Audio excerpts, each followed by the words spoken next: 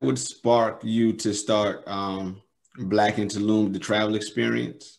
No, Black in Tulum was not a thought. Like literally, I was in Mexico at, or, you know, when I came to Mexico, it was right before the pandemic. And I had got, you know, quarantined here. I was actually leaving Mexico to go back to Southeast Asia where I used to live. And Thailand was home for almost 2 years. So I had a ticket leaving out on March 25th. And then all of a sudden, flights started getting canceled because a lot of our flights were going through China or Hong Kong or somewhere in that vicinity that where the pandemic had began. So I ended up getting, I don't want to use the term stuck, but quarantined in Mexico.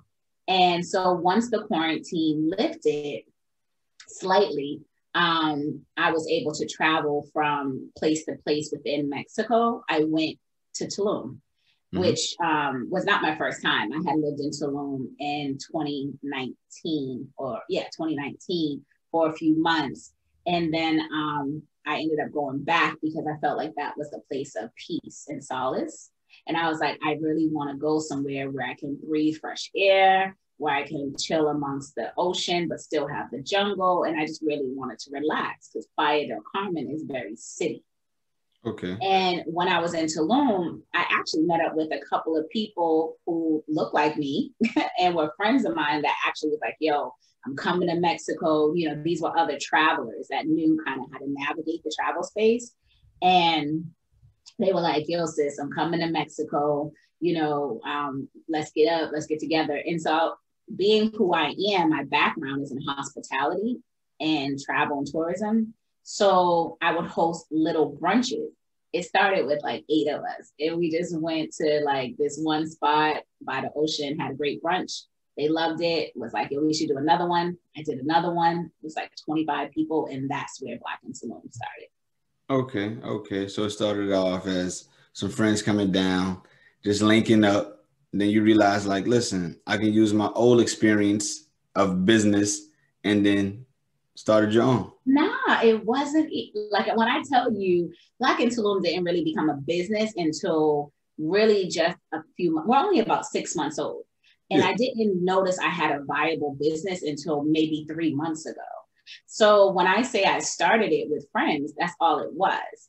And then I started a Facebook group because it was the easiest way to let people know when the next brunch was. I wasn't charging for the brunches. People were paying their own food. It was just me coordinating, right? Yeah. Doing what I love to do, entertain. So I basically started, I guess, developing relationships with like places that I would frequent. And I was like, oh yeah, I remember this restaurant I used to go to. Let's go there, right? You know what I mean? I was the go-to person that people would be like, well, where's brunch? So I was just putting things together logistically, saying we're going to meet here at this time, talking to the managers and the owners and saying, hey, a small group of us are coming.